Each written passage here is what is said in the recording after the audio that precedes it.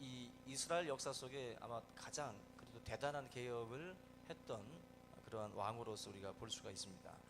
그럼에도 불구하고 이 개혁이 그 미완성으로 끝날 수밖에 없었던 것, 그게 바로 마음의 변화, 백성들의 전체적인 마음이 함께 따라와 주지 못했던 그것이 실패의 중요한 원인이 됩니다. 그 요시야 왕 18년 되던 그 해에 그 성전을 이제 수리를 하게 됐는데, 성전 안에 깊숙이 처박혀 있던 그 율법책, 토라죠. 이 율법책을 이제 발견을 하게 됩니다. 그 발견된 율법책을 이 대제사장 hil기야가 서기관 사반에게 넘겨주고, 그 사반이 그 책을 가지고 왕 앞에 가서 요시야 왕 앞에서 율법책을 읽어주기 시작을 해요. 하나님의 말씀이 박혀 있었다, 처박혀 있었다. 전혀 이스라엘 백성은 당연히 토라를 알고 그 율법책에 따라서 살아왔어야 되는데, 하나님의 말씀이 상실돼 버린 거예요. 완전히 저 깊은 곳에 처박혀 버리고 말았다는 것이죠. 근데 그것을 요시야 왕 18년에 그것을 이제 발견을 하게 된 겁니다. 발견하고 성경책을 읽어주니까 요시야가 옷을 찢기 시작을 해요. 그리고 애통하기 시작을 합니다. 너무 벗어났거든. 자기가 지금까지 걸어온 길, 그리고 이스라엘이 걸어온 길이 하나님의 말씀과 너무 벗어나 있는 것을 알고 옷을 찢으며 요시야가 애통해하기 시작을 합니다. 어느 정도까지 이스라엘 백성들이 그렇게 크게 하나님의 뜻에서 벗어났는가를 보게 되면, 영적으로 완전히 하나님의 성전이 폐허가 되어 있었던 것을 볼 수가 있습니다. 그 하나님께서 금지한 그 어린이들이 아이를 그 공양하는 인신공양이라고 해가지고 잉카 제국에서도 있었죠. 잉카에서도 어느 글을 보니까 거의 한 7,000m 되는 그 고봉까지 그 아이를 끌고 거의 1,600km 되는 그 거리를 가서 그 아이를 그 꼭대기에서 그 인신공양을 하는, 국가적인 그런 극심한 재난재해가 있을 때 그것을 이제 잠재우기 위해서 잉카 제국 같은 경우도 그렇게 아이를 갖다 바칩니다. 가장 순수하고 가장 완벽한 존재, 그게 아기다, 어린이다라고 해가지고 어린이들을 잡아다가 그 인신공양을 했던 거거든요. 근데 이 구약을 보게 되면 몰록이라고 하는 신이 있습니다. 몰록, 이방의 신인데, 몰록의 신에게 아이를 바치게 되면 죄가 사해진다라고 하는 그런 그 생각들을 가지고 아이를 바치는 그 문화가 이방 그 우상 종교에 있었는데, 그것을 바로 하나님의 사람들이, 하나님의 백성들이 그 인신공양을 배우기 시작을 한 거예요. 그래서 이 신에게, 몰록에게 바쳤던 그 의식을 하나님 앞에서도 또 몰록에게도 따라 갖다 바치는 그러한 그 모습들이 성전 안에서 벌어졌다라는 것입니다. 또한 성전 안에 호모섹스를 하고 있는 남창이나 또 아세라신, 뭐 이런 그 우상 신을 섬기는 또 성전 창기들이 교회 이 성전 안에 있었던 거예요. 한마디로 성전 안에 같이 그 한 공간 안에 여러 가지가 혼합이 돼가지고 성전에서 태양신을 숭배하기도 하고, 성전 안에서 하나님을 뭐 위해서 제사를 드리기도 하고, 아세라신을 섬기기도 하고, 한마디로 우리 교회로 치면 뭐 시스템실이나 유아실에서 무당이 기거하고 있는 거예요. 그러면서 우리가 11시 예배 드리면 저쪽에서는 굿하고 있는 겁니다. 상상이 안 가죠. 근데 이 당시에, 요시야 당시에 하나님의 성전 안에서 이런 일들이 벌어진 거예요. 태양신을 숭배하고 전혀 우상을 하나님께서 만들지 말라고 했는데 성전 안에 그러한 것들이 다 이렇게 스며들어온 겁니다. 근데 그걸 전혀 모르고 있다가, 전혀 그것이 하나님 앞에 큰 죄라는 것을 못 느끼고 있다가 율법책을 발견하고 나서 그것을 읽으면서 요시야가 이거 안 되는구나, 뒤집어 엎기 시작을 한 거예요. 그걸 다 제거하고 그 개혁이라고 하는 단어를 쓸 수 있죠. 그래서 이 요시야가 대대적으로 이런 그 정화 작업을 하기 시작을 합니다. 그래서 뭐 영매, 심령술자들이라는 이런 그 우상을 숭배하는 이교도들, 이런 사람들을 다 이제 몰아내기 시작을 해요. 이게 이제 요시야의 대표적인 개혁의 모습입니다. 근데 이렇게 위대한 개혁을 시도했음에도 불구하고 이 개혁이 성공하지 못했어요. 성공하지 못하고 미완성으로 끝나버리고 말았습니다. 이유는 다른 데 있지 않습니다. 백성들의 전체적인 마음의 변화가 없었다는 거예요. 근데 만약에 이 공간에 막 지금 막 파리떼가 똥파리들이 막 우글거리고 있어요. 그러면은 그 똥파리들을 우리가 어떻게 해야 돼요? 이렇게 내쫓죠. 근데 여러분 똥파리는요 아무리 내쫓아도 맹 하고 다시 와요. 그죠? 또 다시 옵니다. 똥파리를 내쫓아서는 소용없어요. 똥파리들이 들끓는 이유가 있을 겁니다. 그죠? 주검이 있는 곳에 독수리가 있다 그랬어요. 그 더러운 똥파리들이 득실거리는 것은 그 안에 무슨 오물이라든지 그런 것들이 있기 때문에 그 똥파리들이 지금 막 난리를 치는 거거든요. 근데 자꾸 이것만 쫓는다고 해서 겉으로 보여지는 그 똥파리들만 치운다고 해서 되는 게 아니라는 거죠. 원인을 제거를 해야 되는데 그 원인 제거하지 않고 계속 그런 것들만 청소해봤자 소용이 없는 거죠. 마치 우리 부모님들이 뭘 하는데 우리 자녀가 너무 컴퓨터에 중독이 돼가지고 막 게임만 하고 있어요. 그때 부모님들이 칼을 빼들고 이제 개혁을 단행을 합니다. 그래서 막 인터넷 끊어버리고 컴퓨터 치워버리고 스마트폰 뺏어버리고 그 다음에 방 안에다가 책상하고 책꽂이랑 장롱만 주는 거예요. 그 공부하라고. 개혁이죠. 개혁이죠. 근데 뭐가 개혁이 안 됐어요? 자녀의 마음이 개혁이 안 돼 있죠. 입이 이만큼 나와가지고 아침에도 인사도 안 하고 그냥 학교 간다고 문 탁 닫아버리고 가버리죠. 개혁이라고 하는 것을 싹 걷어내는 것으로 생각을 했는데 가장 중요한 아이의 마음이 바뀌지 않은 거예요. 그러면 그 개혁은 사실은 어떻게 보면 눈 가리고 아웅하는 식입니다. 다른 곳에서 또 하게 되고 음지에서 결국 자기가 하고 싶은 것을 또 계속해서 하게 되죠.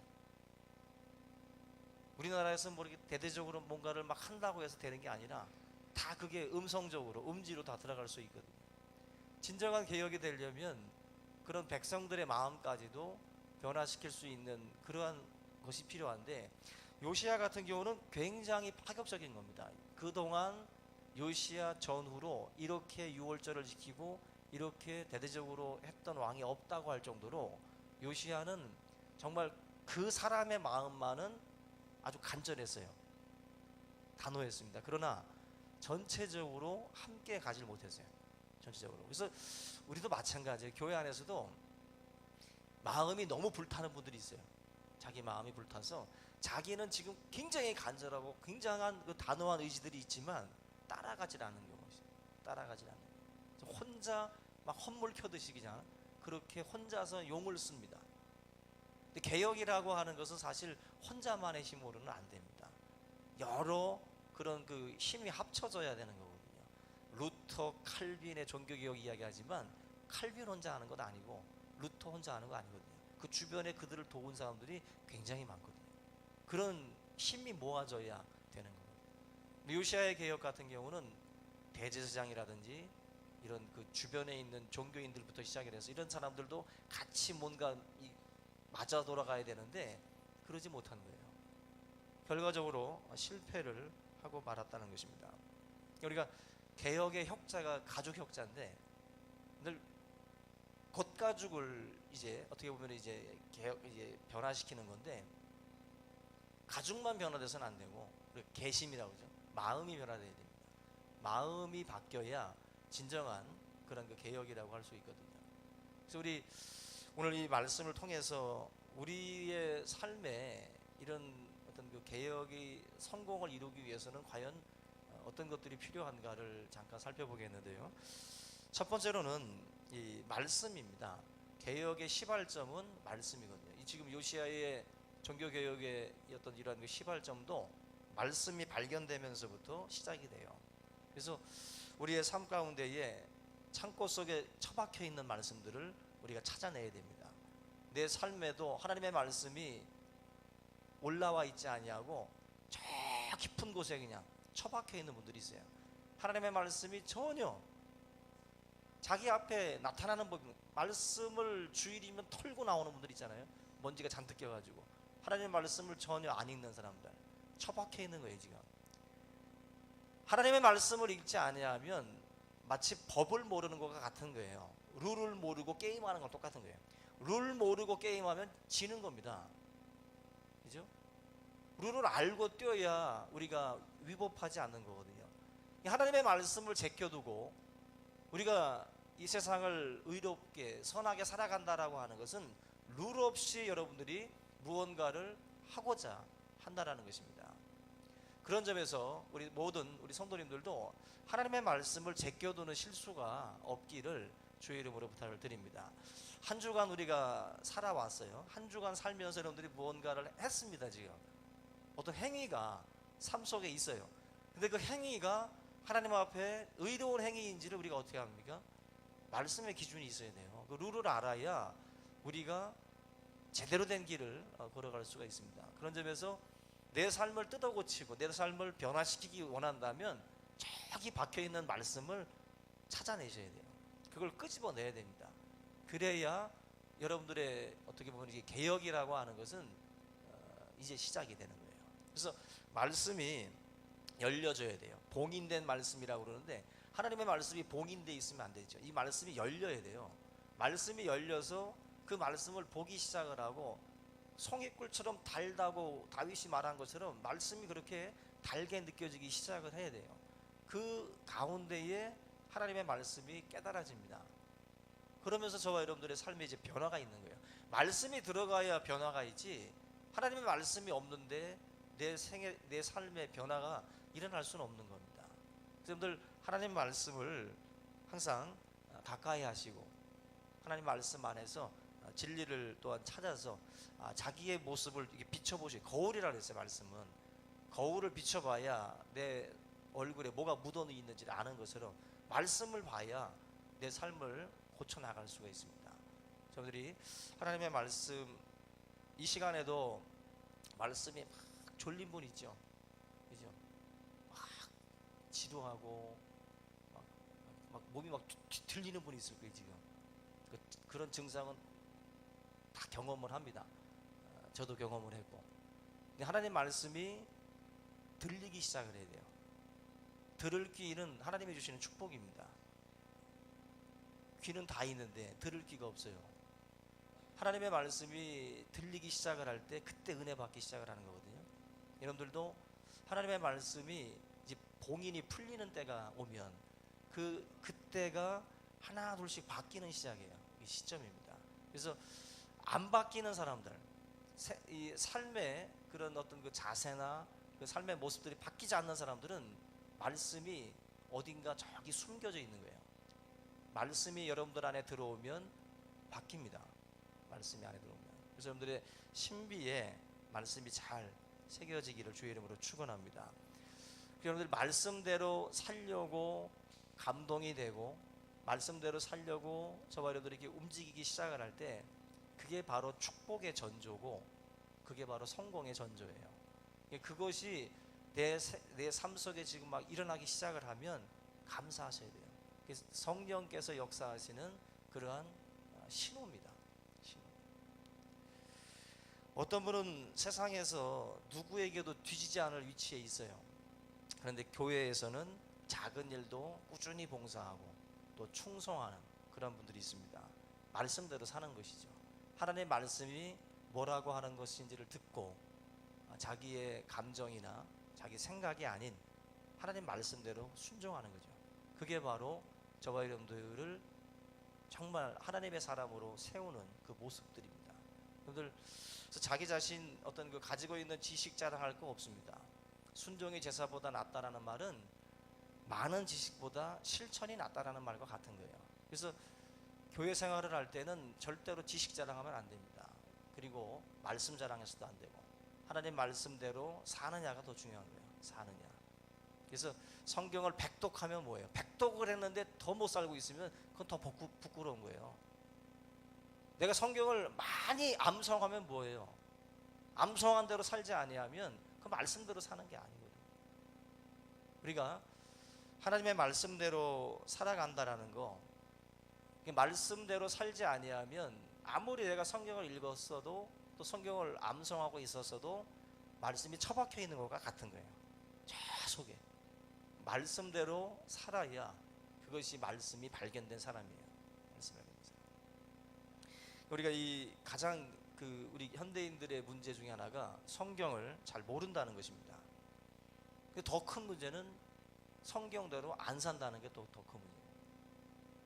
우리가 이 하나님의 말씀대로 살아가는 것, 자기 감정이나 자기의 생각이 아니라 하나님의 말씀대로 살려고 하는 그 움직임이 저와 여러분들에게 나타나야 됩니다.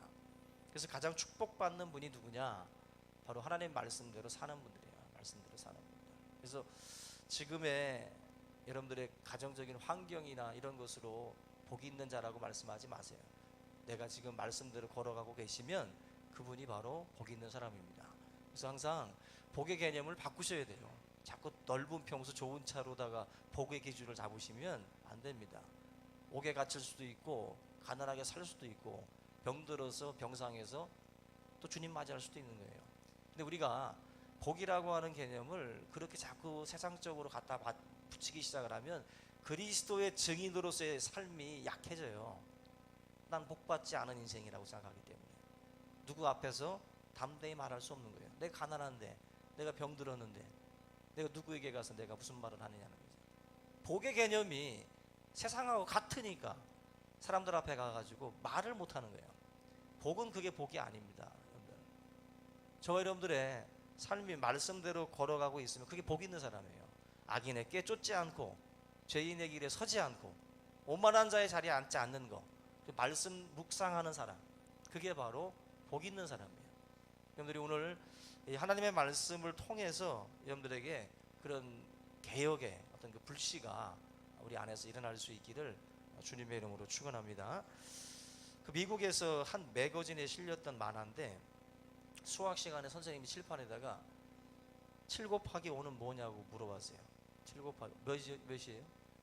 75, 79, 26. 네. 75, 35죠? 75, 35인데 어떤 학생, 모든 학생은 다 35라고 대답을 했다 그래요. 근데 한 학생은 자기는 75, 75라고 대답을 한 거예요. 그래서 왜 너는 75라고 대답을 했냐고. 답은 35인데. 그때 하는 말이 제가 틀린지는 몰라도 제 느낌에는 75라고. 요즘은 그렇게 할지 몰라도 옛날 같았으면 맞아 죽어죠. 선생님한테 까분다고. 그죠? 내가 느끼기로는 75다. 합리적인 어떤 그 이성이 앞서는 게 아니라 자기 감정에 충실한 사람들이에요. 자기 생각대로, 자기 느낌에는 이게 정답이다라는 거죠. 자기 느낌에는. 우리 삶에도 그런 게 많아요, 여러분들. 아무리 35가 정답이라고 얘기를 해도 내 느낌은 75라고 계속 고집하는 사람들이지. 하나님의 말씀이 우리에게 이것이 길이요 진리요 생명이라고 말을 해도 내 느낌은 75라는 거예요, 자꾸만. 그래서 자기 느낌대로 자꾸 선택을 하고 그 길로 밀고 나가는 분들이 있습니다. 하나님의 말씀대로 산다라는 것은 바로 우리의 생각이나 느낌으로 반응하는 게 아니에요. 여러분, 반응이라는 거 주의하셔야 돼요. 나에게 어떤 사건이 벌어졌을 때 내가 반응을 하게 되거든요. 근데 그 반응이 내 느낌과 감정으로다가 반응하는 것은 미숙한 거거든요. 하나님이 요구하시는 것은 말씀이라고 하는 그 필터를 가지고 한번 걸러내는 거예요. 그리고 나서 반응하라는 거예요. 그것이 이제 말씀대로 사는 사람이라는 것입니다. 누군가가 그냥 주먹으로 내 뺨을 때렸다. 뭐죠? 느낌은 오른쪽 꽉 쥐고 다시 한 번 더 때리는 거죠. 그런데 말씀의 필터를 가지고 참아야 된다는 거죠. 참 힘들잖아요. 이게 정말 힘든 겁니다. 말씀대로 산다라는 것은 내 이 육체적인 이 본능을 이 말씀의 필터로다가 막 뭔가 누르는 거거든요. 이걸 걸러내는 거거든요. 이거 엄청 힘든 거예요, 여러분들. 그렇죠? 이참에 한몫 잡자. 막 이렇게 생각이 들다가도 말씀의 필터로다가 그리스도인인데 걸러내는 거예요. 그게 바로 우리 성도들이 말씀대로 사는 그런 모습이라는 것입니다. 여러분들이 신앙생활은 결국 그런 어떤 자기 느낌대로 하면 반드시 망해요. 오늘 신앙은 말씀대로 하는 것입니다. 말씀대로. 느낌대로가 아니라 말씀대로. 옛날에 그 무슨 핸드폰 광고 있었잖아요. 느낌대로 하면 되고인가요? 뭐 하여튼 그런 광고 있었죠. 그래서 우리가 뭘 자꾸 느낀다라는 거, 이거 굉장히 위험한 겁니다. 그 부분을 잘 여러분들이 분별해서 하나님의 말씀으로 우리가 건너낼 줄 알아야 돼요. 경북의 한 교회에서 한 중직이 교육관 그 건물 옥상에 올라갔다가 현기증으로 떨어져 죽었어요. 떨어져 죽었는데 그 중직이 죽고 나고 난 뒤에 사람들이 그래도 죽었으니까 너무 안타깝잖아요. 근데 그 안타까워하면서도 그런 말을 하더랍니다. 이제 교회가 부흥되겠네. 이게 무슨 말인가요? 이게 무슨 말이죠? 사람이 죽었는데 교회가 부흥이 되겠대요. 그 말을 하는 그 교인들도 문제고, 또 그런 말을 들을 수밖에 없었던 죽음을 당한 그 당사자도 문제죠. 그 사람은 교회 안에서 자기 생각대로 교회를 밀고 나간 거예요. 자꾸. 그러다 보니까 교인들이 그가 죽고 난 뒤에 부흥이 되겠다고 말을 했고, 정말 1년도 지나지 않아서 교회가 2배로 부흥이 돼요. 지금 제가 알고 있는 교회만 해도 교회 안에 중직들이 자기 생각과 자기 뜻대로 교회를 막 좌지우지하는 교회들을 제가 많이 들어요. 한 번은 그런 얘기를 들었습니다. 교회에서 주말인가에 이 전도 그 모임이 있었어요. 전도하기 위해서 모이는 모임이 있었는데, 그 모임에 중직들이 더 참여를 하고 더 지원을 하고 함께 해야 되는데, 그날 그 시간대에 싹 모아가지고 등산을 가버렸어요. 등산을. 그 시간대에. 한마디로 이쪽에서 주도하는 그 사람들의 어떤 그 집단과 이 집단과 지금 충돌이 있는 거예요. 충돌이 있다 보니까 이 모임에서 전도 모임을 갖자고 교회적으로 이제 광고가 나갔음에도 불구하고 그 시간대에 맞춰서 그냥 다 같이 가버리는 거예요. 등산을. 하나님한테 엄청난 심판을 받을 수밖에 없는 그런 아주 의도적인 행동들이죠. 자기의 뜻과 맞지 않는 사람의 어떤 그런 그 행동을 보면서, 그래도 하나님의 일이라면 말씀대로 순종하고 내 생각을 좀 접고 질 줄도 알고 하나님 말씀에 맞추는 노력을 해야 되는데, 계속 자기 생각으로 충돌하는 거예요. 자꾸 충돌하는 거예요. 이거는 신앙생활을 지금 헛하고 있는 거거든요. 여러분들 혹시라도 교회 안에서 감정 대립하지 않기를 바랍니다. 신앙은요, 그런 미숙한 싸움 하시면 안 돼요. 신앙생활을 할 때는 말씀대로, 주님은 말씀을 성취하기 위해서 죽는 자리까지 가잖아요. 우리의 삶에 하나님의 말씀을 이루기 위해서는 자기의 생각이나 감정이나 느낌을 접어야 할 때가 있어요. 그때 접는 자가 승리하는 거예요. 그때 말씀하고 부딪히려고 하면 안 돼요. 말씀이 나에게 날라오면 나는 산산조각이 나는 겁니다. 말씀과 부딪힐 필요 없어요. 말씀에 우리가 순종하고 따라가야지 자기 느낌으로 반응하는, 그것은 참으로 어리석은 반응이라는 것입니다. 우리 여러분들의 삶에 그런 어떤 우를 범하는 일이 없기를 주의 이름으로 부탁을 드립니다. 어느 교회 그 장로님 이야기인데, 우리 교회 장로님들은 아니고, 이 장로님 한 분이 참 약간 문제가 있는 분이었어요. 근데 한 교회에서 여름철 더우니까 에어컨을 좀 교회에다가 좀 설치를 하자라고 하는 이야기가 나왔습니다. 근데 그때 이 장로님 한 분이 뭐라고 말씀을 하냐면은, 예수님은 십자가에서 고통을 당하셨는데 이 정도 더위 못 참냐고 1시간 예배 드리는데 하면서 이제 장로님이 그것을 이제 반대를 하는 거예요. 근데 이제 이전에도 여러 가지 모양으로 약간 좋지 않은 모습들을 많이 보이다가 그 이야기를 했는데, 그 이야기를 들은 이제 성도들이 이제 이 장로님을 가지고 이제 패러디를 이제 한 겁니다. 험담을 하기 시작을 하는데, 예수님은 십자가에서 고통을 당하시고 인자는 머리 들 곳도 없다고 하셨는데, 장로님은 아파트에서 사시고, 장로님 아파트에서는 에어컨이 흘러나오고 시원하게, 그리고 장로님의 차에서는 시원한 에어컨이 나오고 있는데, 예수님의 십자가에서 고통당하신 주님은 저렇게 힘들게 살아가고 계시는데 어떻게 장로님은 그럴 수 있느냐. 한마디로 이제 계속 이제 비아냥거리면서 장로님을 이제 계속 이제 헐뜯은 거예요. 비난을 한 겁니다. 그때 한 집사님이 하도 답답하니까 자기가 에어컨을 교회에다가 설치를 하겠다고 말을 했어요. 자기가 개인적으로. 그때 이 장로님이 뭐라고 말씀하냐면은, 집사가 건방지게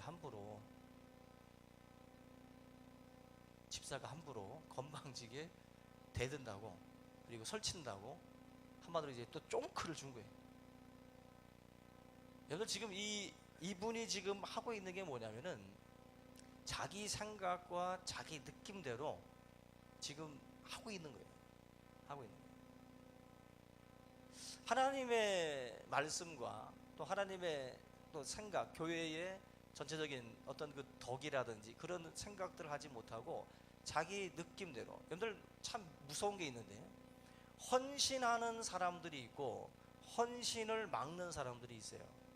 자기의 생각과 부딪히는 일들이 벌어졌을 때 그것이 헌신일지라도 그 헌신에 대해서 방해하는 경우들이 많이 있습니다. 말씀대로 살지 아니하면 다른 사람의 헌신도 막아요. 천국문 앞에서 길을 가로막는 바리새인들처럼 하나님의 교회 안에서도 자기 느낌과 감정에 부딪히는 사람들에 대해서는 어떤 헌신도 가로막습니다. 무서운 죄악이죠. 무서운 죄악. 여러분들의 신앙이 반드시 기준이 있어야 되는데, 말씀의 기준대로 하셔야 돼요. 말씀의 기준대로. 자기 생각으로 어떤 일들을 주도하고 어떤 일들을 서로 분열하고 싸우는 것은 하나님 앞에 커다란 죄를 짓는 겁니다. 우리가 항상 우리의 개혁이 성공하기 위해서는 말씀대로 가셔야 돼요. 말씀대로. 하나님이 뭐라고 말씀하시는지, 나에게 뭐라고 말씀하시는지, 교회의 덕을 세우는 것은 어떤 것인지 항상 고민해야 돼요. 그 가운데 여러분들이 선택을 하시면 하나님이 그 선택을 축복하실 줄로 믿습니다. 두 번째는 이 요시야의 종교개혁이 실패했던 원인 중에 하나가 회개입니다. 자신의 죄를 깨닫는 만큼 회개를 해야 되는데, 지금 요시야의 개혁이 미완으로 끝난 것은 회개가 없어요. 보면은 다시 말하면 이제 백성들, 전체적인 이스라엘 백성들의 그런 뭐 미스바의 대성의 회개처럼 막 그런 울부짖음이 보이질 않습니다. 여러분들, 가장 시급한 건 우리에게 있어서 죄 문제예요. 여러분들에게 가장 큰 문제는 죄 문제거든요. 그 죄를 회개하지 않으면 그 가장 위험한 겁니다. 예수님이 오셔서 제일 먼저 외친 게 뭐예요? 회개예요. 회개. 회개하라, 하나님의 나라가 가까이 왔다 그랬어요. 먼저 신앙생활 할 때 항상 자기의 죄 문제에 대해서 고민하셔야 돼요. 그 문제를 가지고 하나님 앞에 회개의 기도로 나아가셔야 됩니다. 우리는 회개할 틈도 없이 하나님 앞에 서게 될 줄도 몰라요. 그렇기 때문에 항상 하나님 앞에 회개하는 자세, 우리가 금요일날 살펴본 것처럼 목욕한 자들은 발만 씻으면 된다고 주님이 말씀하셨어요.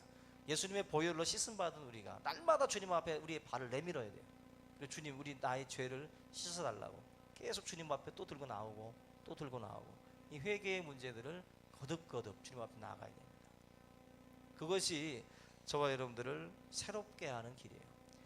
그 박정희 대통령이 그 종교인들하고 초창기 기도회를 할 때 항상 그 목사님들이 그 교회를 나오시라고 자꾸 이야기를 했지만, 그때마다 이분은 주일학교 때 교회를 한번 나갔다고 그래요. 이분이. 근데 그 이야기를 할 때마다 나중에 임기 다 끝나면 그때 교회 갈 생각이다, 그런 말을 항상 남겼다고 그래요. 그럼 회개할 틈도 없이 갔거든요. 우리의 삶에 우리의 삶에 언제 우리에게 죽음이 닥칠지 모릅니다. 그런 점에서 항상 하나님 앞에 우리가 엎드리고 항상 먼저 회개의 어떤 그 기도로 나가는 것, 가장 중요하다라고 저는 생각이 됩니다. 좋은 일도 빨리 하셔야 돼요. 회개도 빨리 해야 되지만 좋은 일, 그리고 뭐 누군가에게 문자를 보내고 누군가에게 전화를 걸고 뭐 이런 것도 마음에서 일어나면 빨리빨리 하세요. 빨리빨리. 우리가 좋은 일들을 자꾸 미루다 보면 안 되거든요. 헌신의 감동이 오면 헌신하셔야 돼요. 뭔가 하나님 앞에 내가 받은 게 있으면 하나님 앞에 우리가 또 헌신하면 됩니다. 그것을 자꾸 뒤로 미루는 것은 지혜롭지 못한 거예요. 우리의 삶을 향해서 하나님이 빨리빨리 회개하라 말씀합니다. 우리의 삶을 자꾸 뒤로 미루는 것은 어리석은 거예요. 예전에 칸트가 좋아하는 여자에게 그 청혼을 했는데 그 청혼 전에 이야기가 있죠. 칸트가 먼저 청혼을 하지 않으니까 이 여인이 먼저 청혼을 했어요.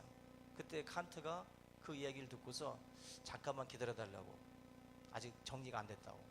그래서 집에 가서 자기 감정을 먼저 한번 분석해보고, 그리고 결혼과 사랑에 대한 책을 읽기 시작을 해가지고 그 분석을 하기 시작을 한 거예요. 그리고 한 3년이 지났답니다. 3년 지나고 난 다음에 자기 감정을 이제 정리를 한 거예요.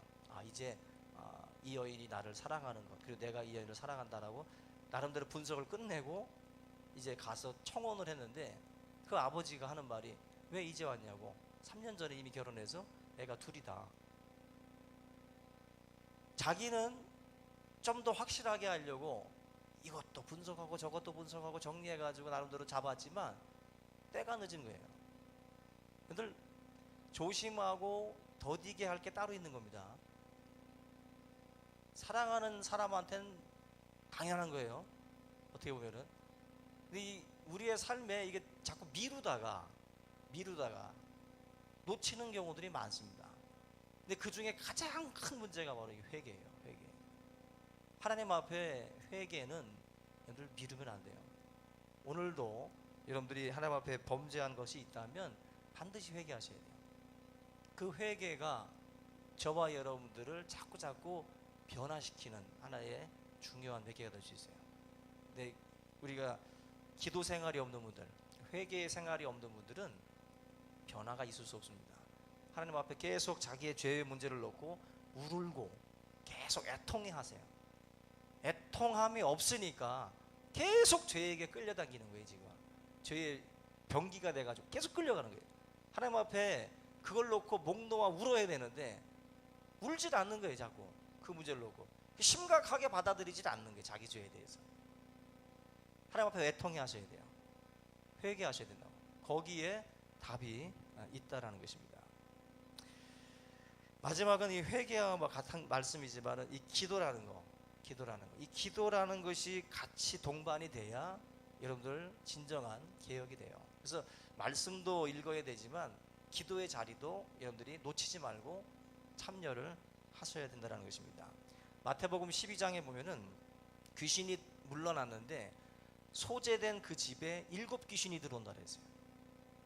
여러분들 악한 것을 끊는 것도 중요하지만 그 텅 빈 집을 채우는 것도 중요해요. 이제 내가 악한 것들을 물리쳤으면 거기에 거룩한 것으로 채워야 돼요. 우리 이 충신교회 채울 충자거든요. 하나님의 것으로 자꾸 채워져야 여러분들이 이기는 거예요. 우리가 자꾸 텅 비어만 놓으면은 그 자리는 뭔가 들어와요. 뭔가가. 그래서 빈 마음, 세상에서는 이제 텅 빈 어떤 그 빈 마음 이야기를 하지만 우리는 채워야 돼요. 하나님의 말씀으로 채워야 다른 것들이 들어오지 못하는 거거든요. 여러분들 이 기도라고 하는 것을 통해서 여러분들 내 속에 하나님의 것들로 하나하나 채워가셔야 돼요. 바로 이 성령 충만은 기도로 되는 거예요. 기도. 말씀과 기도로 우리가 충만함을 받을 수 있어요. 그래서 이 기도를 통해서 여러분들의 마음의 변화들이 일어날 수 있기를 주의 이름으로 부탁을 드립니다. 오늘 이 말씀을 함께 붙들고 지금부터 시작되는 여러분들 개인의 개혁, 개인의 어떤 그러한 그 하나님 앞에서의 어떤 그 모습들이 이런 말씀과 회개와 기도를 통해서 새롭게 이루어질 수 있기를 주의 이름으로 부탁을 드립니다. 우리 함께 우리 통성으로 말씀 붙들고 기도합니다.